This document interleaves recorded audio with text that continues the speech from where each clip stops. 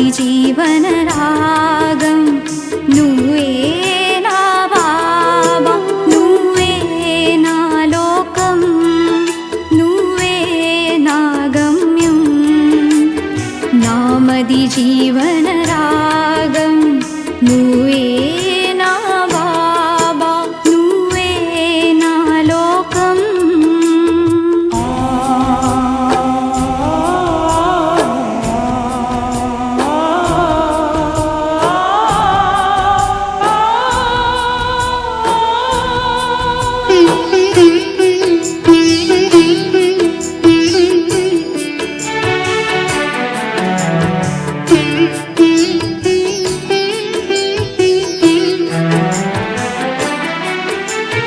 జన్మాంతర పరివేదనలో దొరికిన ఆనందం, దొరికిన ఆనందం.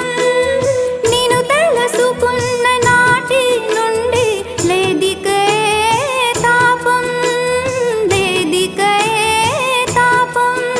నా కన్నుల విరిసింది ఈ సంయోగానందం.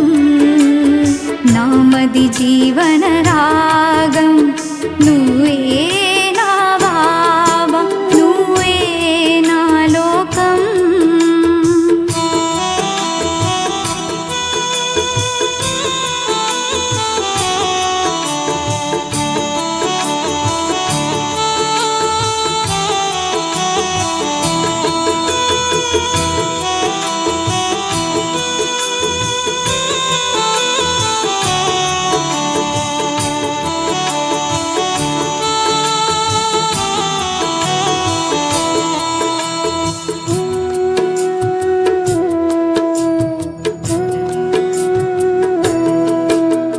వసుధ కురిసిన స్నేహమే ఈ నవహరితం, ఈ నవహరితం. పరిమళామృత పరవశమే ఈ వసంతం, ఈ వసంతం. ఈ అనుభూతులు తలపులంతో మధురం. నామది జీవన రాగం నువ్వే నా బాబా, నువ్వే నా లోకం.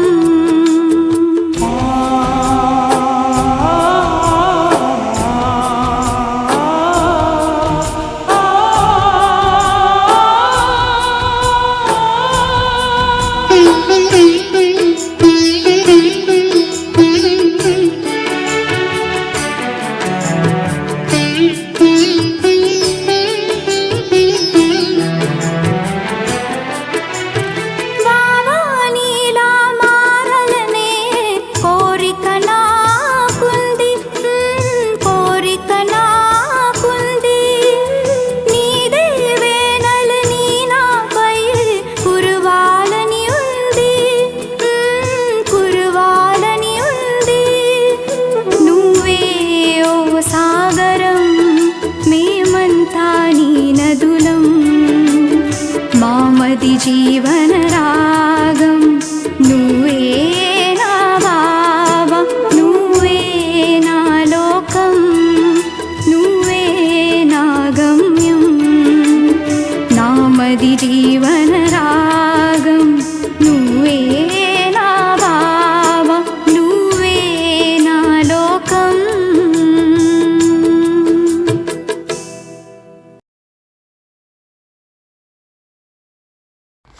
ఓం శాంతి. మధురమైన పిల్లలు, మీ ఇంటి పేరును సదా గుర్తుంచుకోండి. మీరు ఈశ్వరీయ సంతానము, మీది ఈశ్వరీయ కులము, మీరు దేవతల కన్నా ఉన్నతులు. కాబట్టి మీ నడవడిక చాలా రాయల్గా ఉండాలి. ప్రశ్న: బాబా పిల్లలను తన సమానంగా ప్రేమ సాగర్లుగా తయారు చేశారు. దానికి గుర్తేమిటి? పిల్లలైన మీరు బాబా సమానంగా ప్రియంగా అయ్యారు. కాబట్టే మీ స్మృతి చిహ్నము చిత్రాలను ఎంతగానో అందరూ ప్రేమిస్తారు, ప్రేమతో చూస్తూ ఉంటారు. లక్ష్మీనారాయణులు సదా హర్షితముఖులుగా రమణీకంగా ఉంటారు.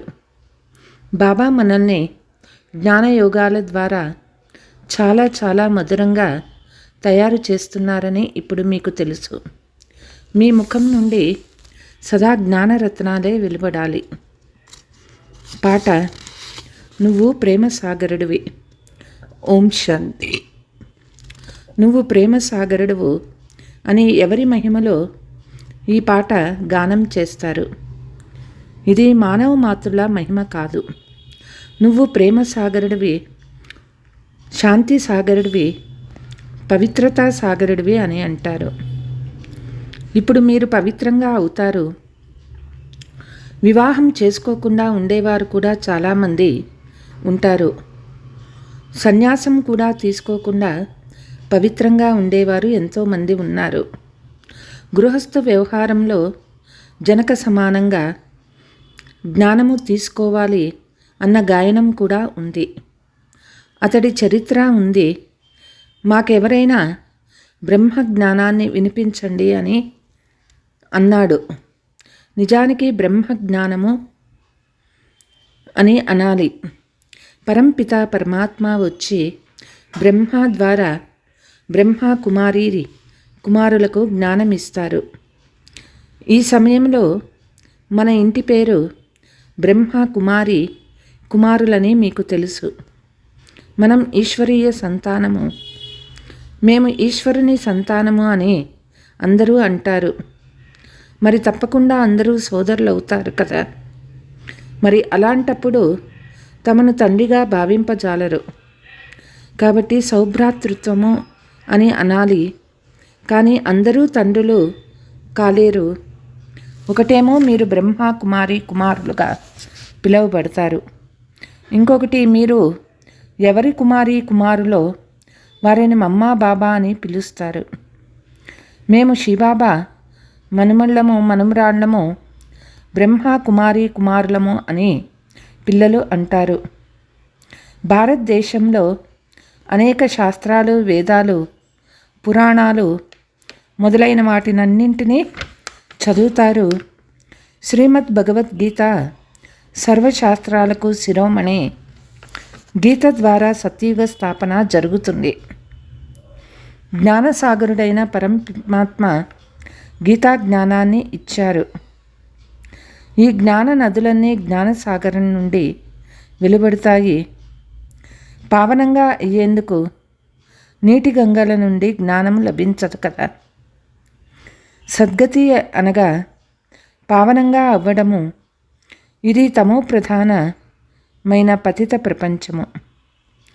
పావనంగా అయినట్లయితే ఎక్కడ ఉంటారు? తిరిగైతే వెళ్ళలేరు కదా. అలాంటి నియమం లేదు. అందరూ పునర్జన్మలను తీసుకొని తమో ప్రధానంగా అవ్వవలసిందే. తండ్రి జ్ఞానసాగరుడు మీరు ప్రత్యక్ష రూపంగా వింటున్నారు. దీనిని ఎవ్వరూ కాపీ చేయలేరు.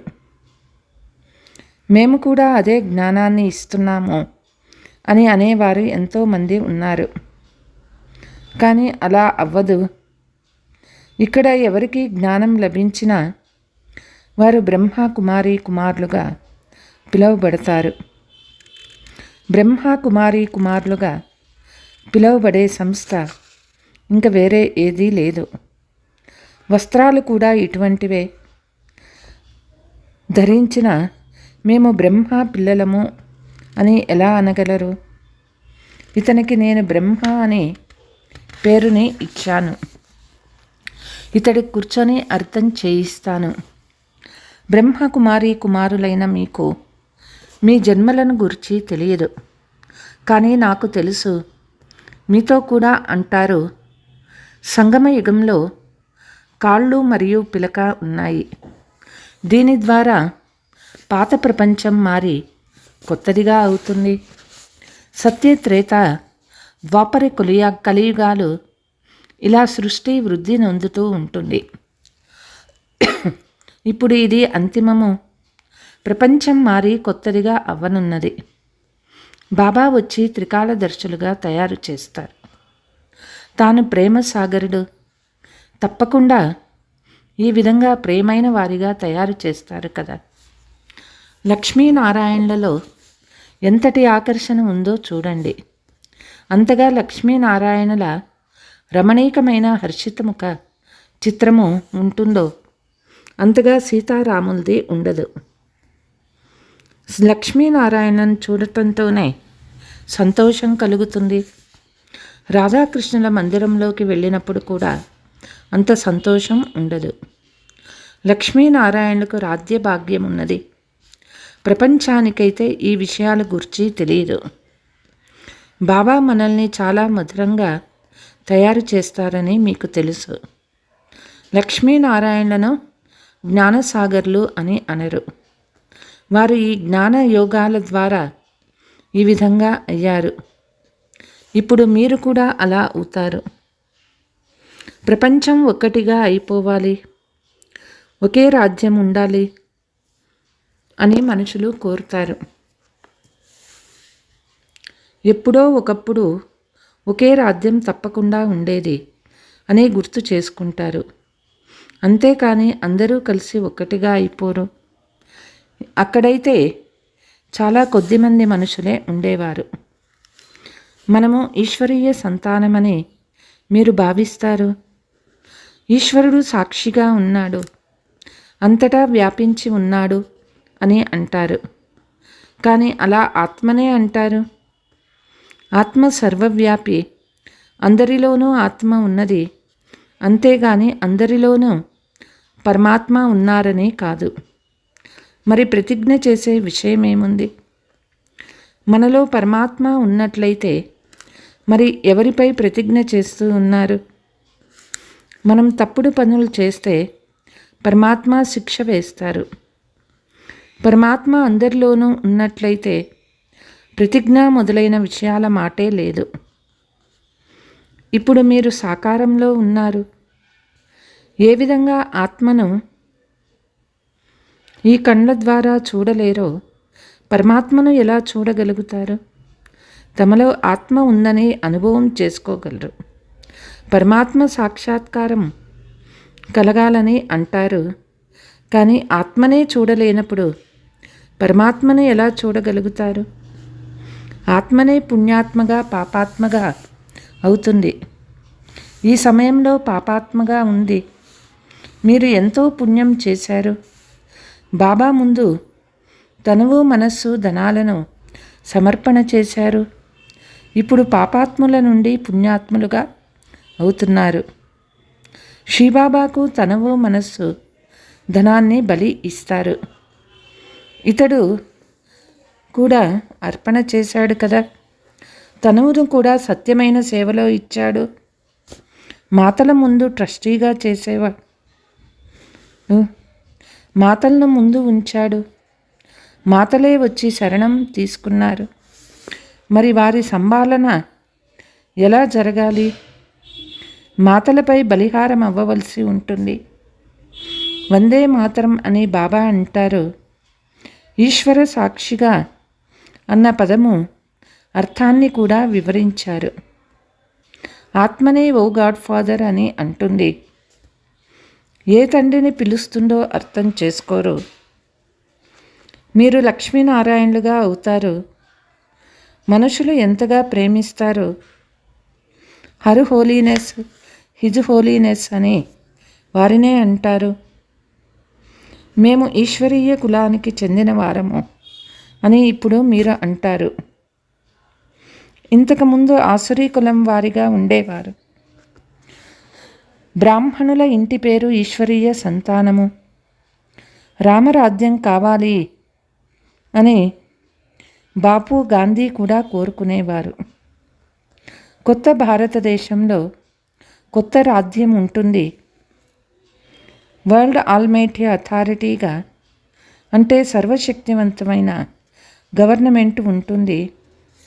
దానిని అనంతమైన తండ్రియే తయారు చేయగలరు. నేను వరల్డ్ ఆల్మైటీ అథారిటీని ఉన్నతోన్నతుడనైన నిరాకారుడను అని బాబా అంటారు. బ్రహ్మ విష్ణు శంకర్లు నా రచన. భారతదేశం శివాలయంగా సంపూర్ణ నిర్వికారిగా ఉండేది. ఇప్పుడు సంపూర్ణ వికారిగా అయింది. సంపూర్ణ నిర్వికారులుగా ఇక్కడ ఉంటారు అన్నది కూడా తెలియదు. ఒకే ప్రభుత్వము, ఒకే ఆల్మైటీ అథారిటీ రాజ్యం ఉండాలి అని కోరుకుంటారు. పరమాత్మ ఒకే వరల్డ్ ఆల్మైటీ అథారిటీ లక్ష్మీనారాయణల దైవీ రాజ్య స్థాపనను చేస్తూ ఉన్నారు. మిగిలిన వాటినన్నింటినీ వినాశనము ముందు ఉండి అంతటి నశ ఉండాలి. ఇక్కడి నుండి ఇంటికి వెళితే మూర్ఛితులైపోతారు. సంజీవిని మూలిక కథ ఉంది కదా, కానీ ఇది మన్మనాభవ అనే జ్ఞానమూలిక. దేహాభిమానంలోకి రావడంతో మాయా దెబ్బ తగులుతుంది. దేహీ అభిమానులుగా అవ్వడం ద్వారా దెబ్బ తగలదు. శివబాబా నుండి వారసత్వాన్ని తీసుకుంటాము. ఇది బ్రహ్మ అంతిమ జన్మ. తాను కూడా వారసత్వాన్ని తీసుకుంటాడు. దైవీ విశ్వరాధ్యాధికారం భగవంతుడైన తండ్రి ఇచ్చే మీ జనం సిద్ధ అధికారము. పిల్లలైన మీలో దైవీ నడవడిక ఉండాలి. బ్రాహ్మణులైన మీరు దేవతల కన్నా ఉన్నతమైన వారు. మీరు చాలా మధురంగా మాట్లాడాలి. భాషణ చేసే సమయంలో మాట్లాడవలసి ఉంటుంది. మిగిలిన వ్యర్థ విషయాల్లోకి వెళ్ళకూడదు. మీ నోటి నుండి సదా రత్నాలే వెలువడాలి. మీ కళ్ళు ఉన్నా కానీ స్వర్గాన్ని మరియు మూలవతనాన్ని చూడండి. జ్ఞాన నేత్రము ఆత్మకే ప్రాప్తిస్తుంది. ఆత్మ ఇంద్రియాల ద్వారా చదువుతుంది. మీకు జ్ఞానం అనే 3వ నేత్రం లభించింది. జ్ఞానదంతం వెలువడుతుంది కదా. బాబా వారసత్వాన్ని బ్రాహ్మణులకు ఇస్తారు, శూద్రులకు ఇవ్వరు. 3వ నేత్రము ఆత్మకే లభిస్తుంది. జ్ఞాన నేత్రం లేకుండా తప్పొప్పులను అర్థం చేసుకోలేరు. రావణుడు తప్పుడు మార్గంలోనే తీసుకువెళ్తారు. బాబా సరైన మార్గంలో తీసుకువెళ్తారు. సదా పరస్పరం ఒకరి నుండి ఒకరు గుణాలను స్వీకరించండి. గుణాలకు బదులుగా అవగుణాలను స్వీకరించకూడదు. డాక్టర్ నిర్మలా వస్తూ ఉన్నారు. తన స్వభావం చాలా మధురంగా ఉంటుంది. శాంతచితంగా మితంగా మాట్లాడటం తన నుండి నేర్చుకోవచ్చు. తాను చాలా తెలివైన మరియు మధురమైన సంతానము. శాంతిగా కూర్చునే రాయల్టీ కూడా కావాలి. ఏదో కొద్ది సమయం స్మృతి చేసి ఆ తర్వాత రోజంతా మర్చిపోవడం కాదు. అభ్యాసాన్ని కూడా చేయాలి. బాబాని స్మృతి చేయడం ద్వారా శక్తి లభిస్తుంది. తద్వారా బాబా కూడా సంతోషిస్తారు. ఇటువంటి స్థితి గలవారు ఎవరిని చూసినా వారిని కూడా వెంటనే అశరీరులుగా చేస్తారు. అశరీరిగా అయిపోతారు. శాంతిగా అయిపోతారు. కేవలం శాంతిగా కూర్చోవటం సుఖమేమీ కాదు. అది అల్పకాలికమైన సుఖము. శాంతిగా కూర్చుండిపోతే కర్మలను ఎలా చేస్తారు? యోగము ద్వారానే కర్మలు వినాశమవుతాయి. సత్యమైన సుఖశాంతులు ఇక్కడ లభించజాలవు. ఇక్కడ ప్రతి వస్తువు అల్పకాలికమైనటువంటిదే. రాత్రి క్లాస్. ఈ రోజుల్లో ఎక్కువగా విశ్వంలో శాంతి ఎలా ఏర్పడుతుంది అనే కాన్ఫరెన్స్ జరుపుతూ ఉంటారు. సత్యయుగంలో ఒకే ధర్మము, ఒకే రాజ్యము, అద్వైత ధర్మం ఉండేది అని వారికి తెలియచేయాలి. అక్కడ చప్పట్లు మోగేందుకు ఇంకొక ధర్మం ఏది ఉండదు. రామరాజ్యమే ఉండేది. అప్పుడే విశ్వంలో శాంతి ఉండేది. విశ్వంలో శాంతి ఏర్పడాలని మీరు కోరుకుంటారు. అలా సత్యయుగంలో ఉండేది. చివరిలో అనేక ధర్మాలు ఉండేటంత అశాంతి ఏర్పడింది. కానీ ఎప్పటి వరకైతే ఎవరైనా అర్థం చేసుకోరో అప్పటి వరకు కష్టపడవలసి ఉంటుంది. ముందు ముందు వార్తాపత్రికల్లో కూడా వస్తుంది. ఆ తర్వాత ఈ సన్యాసులు మొదలైన వారి చెవులు కూడా తెరుచుకుంటాయి. ఇప్పుడు మన రాజధాని స్థాపన అవుతుంది. ఇది పిల్లలు మీకు లభించే విశేష పాలన. ఇదే నష ఉన్నది. మ్యూజియం శోభను చూసి కూడా ఎంతోమంది వస్తారు. లోపలికి వచ్చి ఆశ్చర్యపోతారు. కొత్త కొత్త చిత్రాల గురించి కొత్త కొత్త విషయాలను వింటారు. యోగము ముక్తి జీవన్ముక్తుల కొరకు అని పిల్లలకి తెలుసు. దీనిని మనుష్య మాతృలెవ్వరూ నేర్పించలేరు. పరంపిత పరమాత్మ తప్ప ఇంకెవ్వరూ ముక్తి జీవన్ముక్తుల కొరకు యోగము నేర్పించలేరని కూడా వ్రాయాలి. సర్వుల సద్గతి దాత ఒక్కరే. దీనిని స్పష్టంగా వ్రాయాలి. దానిని మనుషులు చదవాలి. సన్యాసులు ఏమి నేర్పిస్తారు? యోగము అని అంటూ ఉంటారు. నిజానికి ఎవ్వరూ యోగాన్ని నేర్పించలేరు. మహిమ అంతా ఒక్కరిదే. విశ్వంలో శాంతి స్థాపనను చేయడం లేదా ముక్తి జీవన్ముక్తుల్ని ఇవ్వడం ఒక్క తండ్రి పనే. ఈ విధంగా విచార సాగర మథనం చేసే పాయింట్స్ని అర్థం చేయించాలి. ఎలా వ్రాయాలంటే అది మనుషులు విని ఇది నిజమే అనిపించాలి. ప్రపంచమైతే మారవలసి ఉంటుంది. ఇది మృత్యులోకము. కొత్త ప్రపంచాన్ని అమర్లోకము అని అంటారు. అమర్లోకంలో మనుషులు అసురులుగా ఎలా ఉంటారో అన్నది కూడా అద్భుతమే కదా. అక్కడ ఆయువు కూడా ఎంతగానో ఉంటుంది. సమయానికి తామే శరీరాన్ని వస్త్రాలు మార్చుకున్నట్లుగా మార్చుకుంటారు. ఇవన్నీ అర్థం చేసుకోవాల్సిన విషయాలు. अच्छा मीठे मीठे सिकीलते बच्चों प्रति मात पिता बाप दादा का याद प्यार और गुड मॉर्निंग. रूहानी बाप की रूहानी बच्चों को नमस्ते. हम रूहानी बच्चों की रूहानी मात पिता बाप दादा को याद प्यार गुड मॉर्निंग నమస్తే నమస్తే. ధారణ స్వభావాన్ని చాలా మధురంగా శాంతచిత్తంగా చేసుకోవాలి. చాలా తక్కువగా మరియు రాయల్టీతో మాట్లాడాలి. తనువు మనస్సు ధనం ద్వారా బ్రహ్మ బాబా సమానంగా ట్రస్టీలుగా ఉండాలి. వరదానము జ్ఞానము మరియు యోగ శక్తి ద్వారా ప్రతి పరిస్థితిని క్షణంలో పాస్ చేసే మహావీర్ భవ. మహావీరులు సదా మైట్ హౌసులు. జ్ఞానము లైటు మరియు యోగము మైట్. ఎవరైతే ఈ రెండు శక్తులతో సంపన్నంగా ఉంటారో వారు ప్రతి పరిస్థితిని క్షణంలో పాస్ చేసేస్తారు. ఒకవేళ సరి అయిన సమయంలో పాస్ అయ్యే సంస్కారం లేనట్లయితే ఫైనల్లో కూడా ఆ సంస్కారము ఫుల్ పాస్ అవ్వనివ్వదు. ఎవరైతే సమయం లోపల ఫుల్ పాస్ అవుతారో వారినే పాస్ విత్ హానర్ అంటారు. ధర్మరాజు కూడా వారికి గౌరవాన్ని ఇస్తారు. స్లోగన్ యోగ అగ్నితో వికారాల బీజాన్ని భస్మం చేసినట్లయితే సమయానికి మోసపోరు. ఓం శాంతి.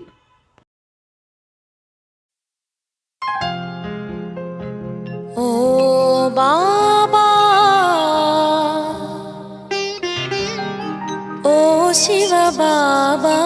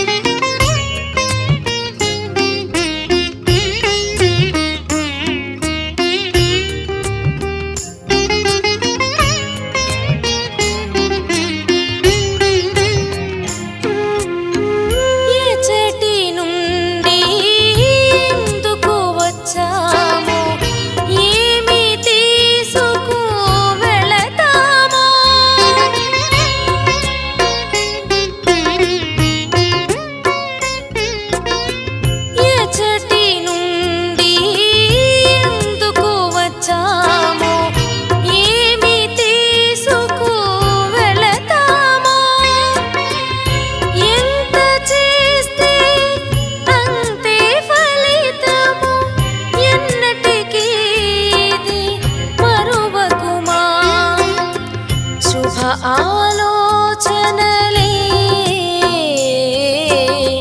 శుభ ఆలోచన ఆత్మను పావనం చేసెనులే క్షణ క్షణము బాబా మహిమతో కాలమే సదా సఫలం ఓ బాబా నీ స్మృతిలోనే సఫలమాయే జీవితం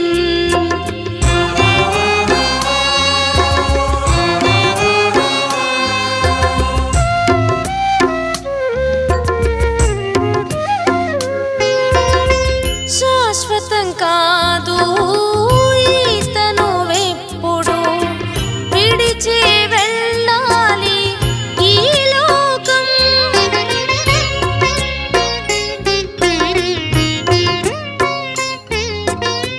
శాశ్వతం కాదు ఈతను వెప్పుడు విడిచి వెళ్ళాలి ఈ లోకం వస్తు వైభవ ధన సంపదలు వెంటరావని తెలియునా శాశ్వతమైనది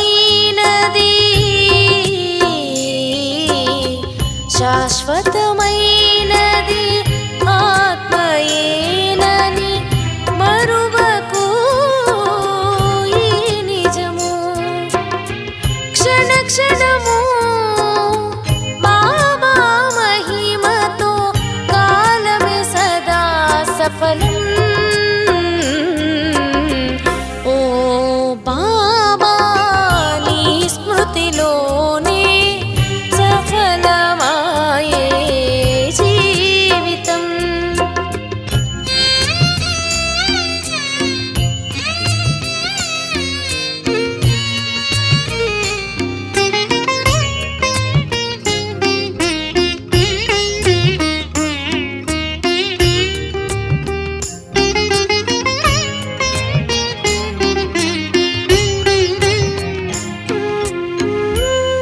పుణ్యఖాతా పెంచుకునేందుకు సమయము ఇదే తెలుసుకో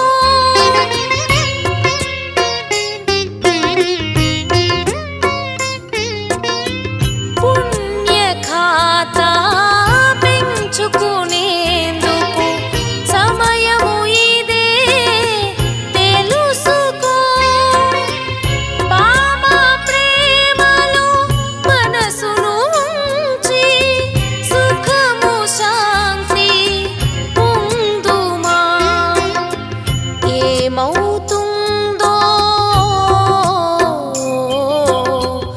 ఏమవుతుందో ఏమో అంటూ ఆలోచించకు మనసులో క్షణ క్షణము బాబా మహిమతో కాలమే సదా సఫలం